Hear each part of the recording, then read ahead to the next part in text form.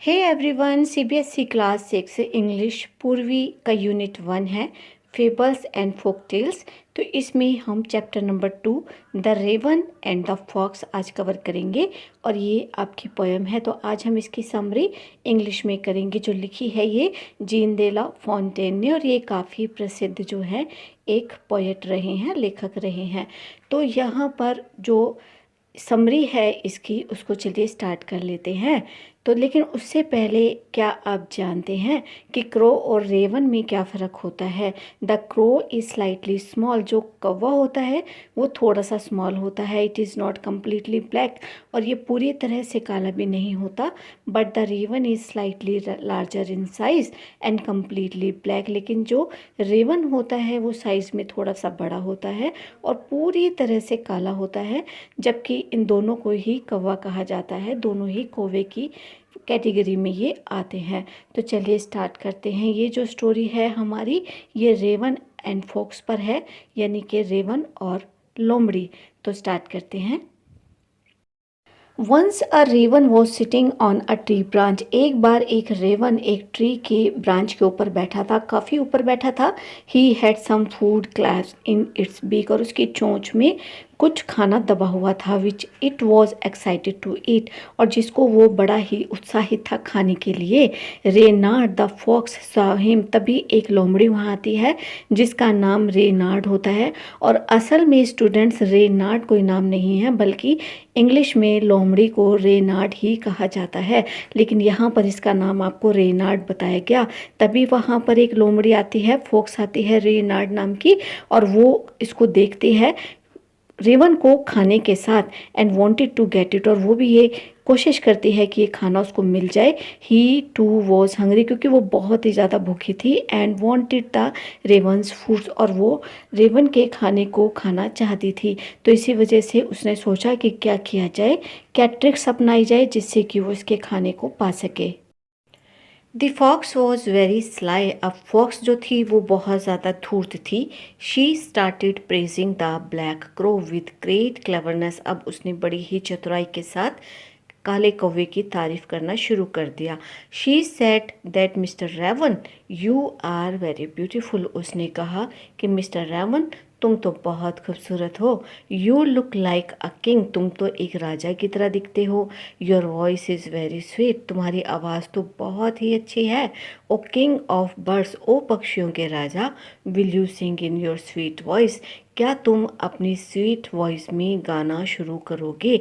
और ऐसा ये चतुर लोमड़ी क्यों कह रही थी, क्योंकि वो ये चाहती थी कि जैसे ही मिस्टर रेवन जो हैं गाना गाने के लिए अपनी चोंच को खोलेंगे तो उसमें दबा हुआ खाना नीचे गिर जाएगा और उसे वो खा जाएगी।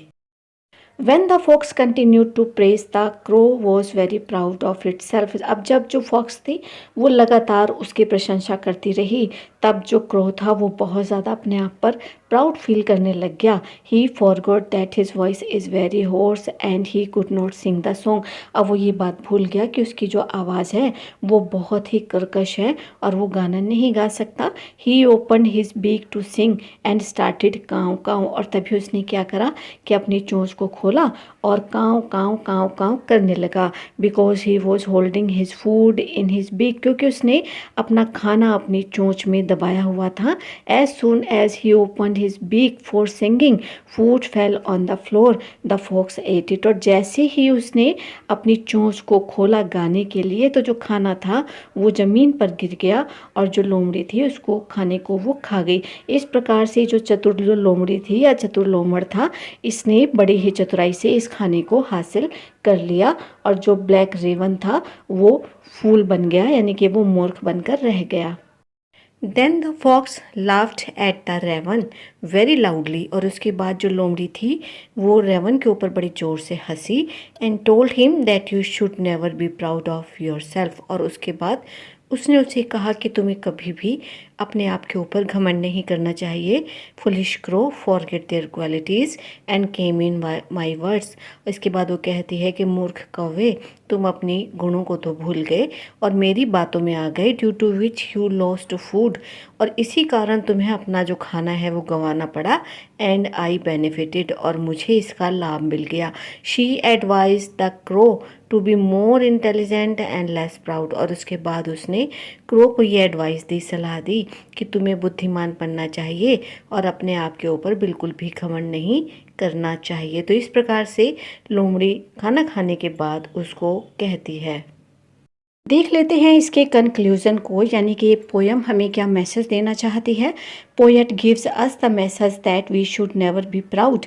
अब पोएट हमें यही मैसेज देना चाहते हैं कि हमें कभी भी घमंड नहीं करना चाहिए, because we can make a foolish mistake by coming in pride, क्योंकि जब हमारे अंदर घमंड आ जाता है तो हम कोई भी ऐसी बड़ी ही मूर्खतापूर्ण गलती कर सकते हैं, and which we may have to bear the loss, और जिसकी वजह से हमें नुकसान हो सकता है। Therefore we should always make all the decisions wisely, और इसी वजह से हमें अपने सभी निर्णय बड़े ही बुद्धिमानी से लेने चाहिए।